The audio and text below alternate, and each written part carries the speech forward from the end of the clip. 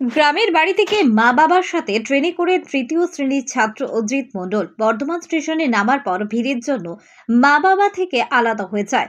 এরপর থেকে জিৎ মণ্ডলের বাবা এবং মা তাকে চারিদিকে খোঁজাখুঁজি করতে থাকে, কিন্তু কোথাও তার খোঁজ পায় না।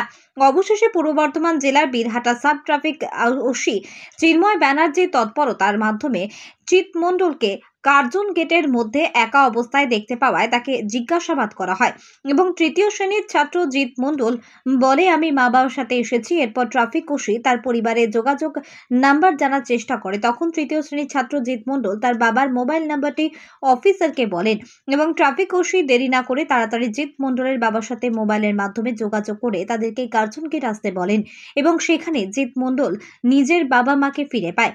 স্থানীয় মানুষজন সহ সকলেই বর্ধমান ট্রাফিক পুলিশের মানবিক কাজে খুশি এবং জিৎ মণ্ডলের মা বাবা পূর্ব বর্ধমান জেলা পুলিশকে ধন্যবাদ জানিয়েছেন।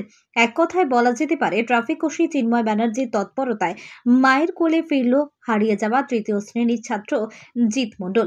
আমরা বিস্তারিত শুনবো জিৎ মণ্ডলের বাবা কি জানাচ্ছেন আমাদেরকে। পূর্ব বর্ধমান থেকে শেখ শাহাবুদ্দিনের রিপোর্ট।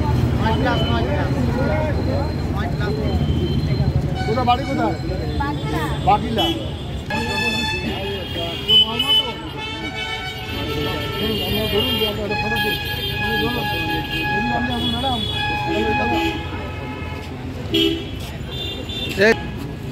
স্টেশন থেকে হারিয়ে গেল, আমরা এটাকে উদ্ধার করে বাবা মার হাতে এদিকে হ্যান্ডওভার করলাম। আপনারা খুশি তো? এটা দিয়ে খুশি তো আপনারা? আপনি খুশি? আপনার ছেলে তো স্টেশনে নিয়ে কোথায় পেলেন বাচ্চাটাকে? কে দিল আপনাদের হাতে? পুলিশ ট্রাফিক পুলিশ থেকে পেলেন, তার জন্য কতটা খুশি আপনি? আমি এখানে ভোরবেলা ফুলবিক্রিয়া থেকে রানীগঞ্জ চৌমাথায় কিসে এসেছিলেন আপনারা? ট্রেনে। তারপরে ছেলে অন্য সিটি দিয়ে এসে এবার আলাদা হয়েছে ভিড়ের মধ্যে। ও স্টেশন থেকে বেরোনোর সময় আলাদা হয়ে গেছে? হ্যাঁ। তখন কি আপনি আপনার স্ত্রী দুজনেই ছিলেন? আমি ছিলাম না, আপনার স্ত্রী ছিলেন? আমার স্ত্রী ছিল আর মেয়ে ছিল। মেয়ে ছিল। তখন কি হয়েছিল? ওরা আছে ওই স্টেশন থেকে ফোন করছে, বলো আমি কার্জনকে টেসে গিয়ে কোর্টে আছি।